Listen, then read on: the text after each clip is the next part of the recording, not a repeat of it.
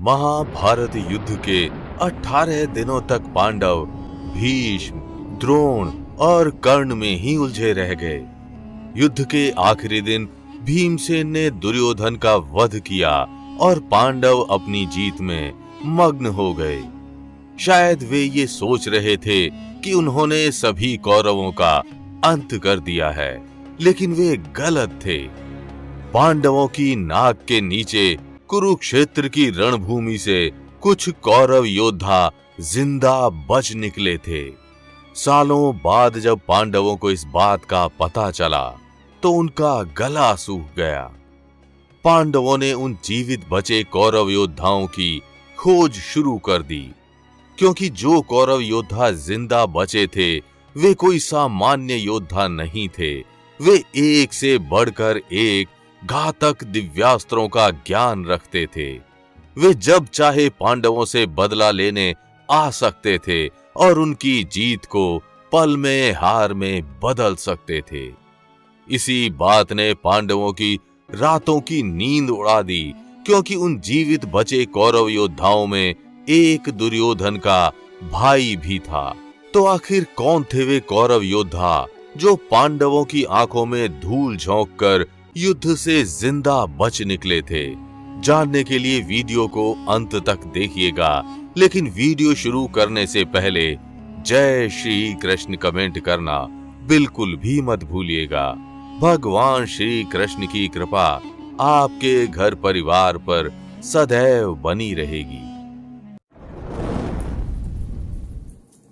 महर्षि शरद्वान के पुत्र और कुरु वंश के कुलगुरु कृपाचार्य जीवित बचने वाले कौरवों में सबसे पहले योद्धा थे। अपनी विद्या और धर्म नीतियों के आधार पर उन्होंने वर्षों तक कुरु वंश का मार्गदर्शन किया था। द्रोणाचार्य से पहले कौरवों और पांडवों की आरंभिक शिक्षा कृपाचार्य के हाथों ही हुई थी।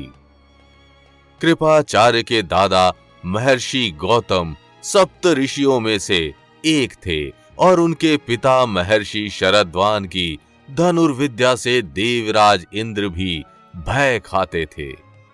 महाभारत के आदि पर्व अध्याय 67 की माने तो कौरव कुलगुरु कृपाचार्य रुद्र गणों में से एक के वंशावतार थे।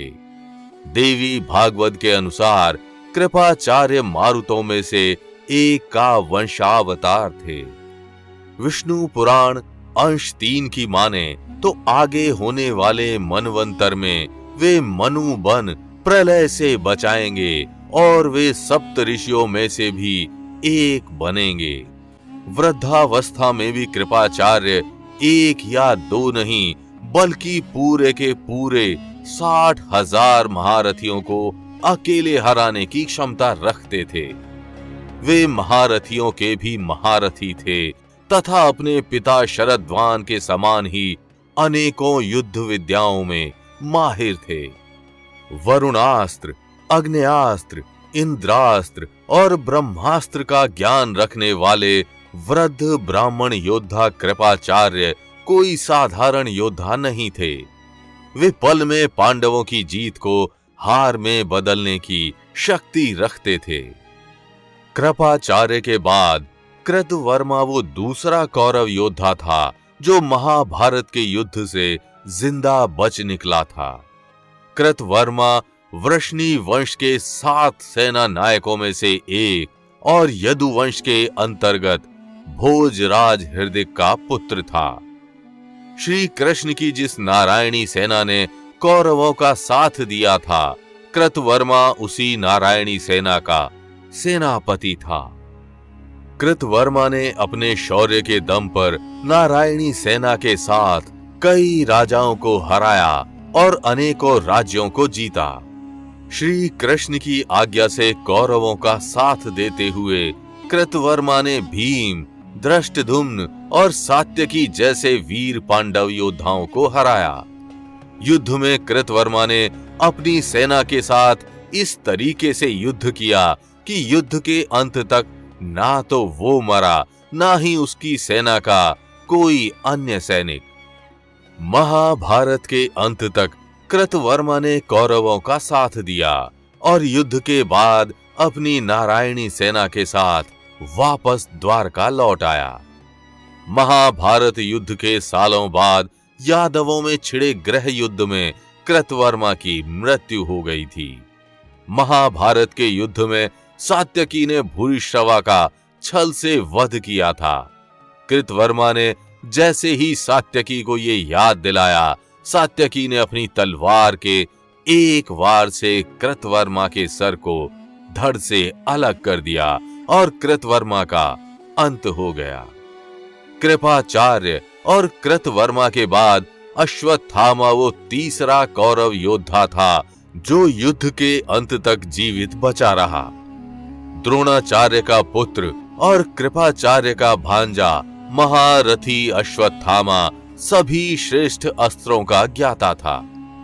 गुरु द्रोण ने अपने इस बेटे को एक शक्तिशाली योद्धा के रूप में तैयार किया और उन्होंने अश्वत्थामा को वो अस्त्र विद्याएं भी सिखाई थी जिनका ज्ञान शायद अर्जुन के पास भी नहीं था।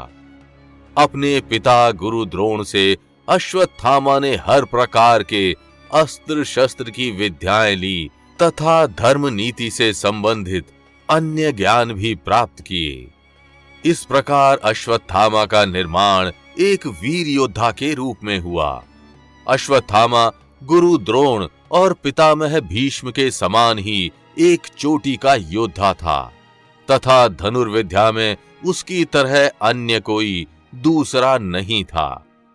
जब अर्जुन ने द्रुपद को हराकर गुरु द्रोण को गुरु दक्षिणा दी, तब गुरु द्रोण ने अश्वत्थामा को उत्तर पांचाल का राजा बना दिया था। शत्रुंजय, शतानीक, राजा द्रुपद, दृष्टद्युम्न और सभी पांडवों के पुत्रों के साथ साथ कुंती भोज के 90 पुत्रों का वध अकेले अश्वत्थामा ने ही किया था। अश्वत्थामा के पास अग्नियास्त्र, वरुणास्त्र, ब्रह्मास्त्र और नारायणास्त्र समेत अनेकों दिव्यास्त्र थे। महाभारत के युद्ध में गुरु द्रोण और अश्वत्थामा ही वो दो योद्धा थे जिनको नारायणास्त्र का ज्ञान था। तो ये वो 3 कौरव योद्धा थे जो महाभारत से जिंदा बच निकलने में सफल हो पाए थे। अब हम आपको दुर्योधन के उस भाई के बारे में बताते हैं जो महाभारत युद्ध के बाद भी जीवित बचा था, जिसको भीम समेत कोई भी पांडव योद्धा मार नहीं पाया था। दुर्योधन के उस एकमात्र जीवित भाई का नाम युयुत्सु था। महाभारत में वर्णित है कि धृतराष्ट्र के गांधारी से 100 पुत्र हुए जो युद्ध में भीम के हाथों मारे गए थे। लेकिन ये बात बहुत कम लोग जानते हैं कि धृतराष्ट्र का उसकी दासी से भी एक पुत्र हुआ था जिसका नाम युयुत्सु था। महाभारत युद्ध से पहले जब युधिष्ठिर ने आह्वान किया कि जो भी योद्धा अपना पक्ष बदलना चाहता है तो वो बदल सकता था। युधिष्ठिर के इसी आह्वान के बाद युयुत्सु कौरव पक्ष से हटकर पांडवों में शामिल हो गया। युयुत्सु दुर्योधन का सौतेला भाई था। उसने युद्ध में पांडवों का साथ दिया था और यही कारण था कि वो महाभारत के अंत तक जीवित बचा रहा।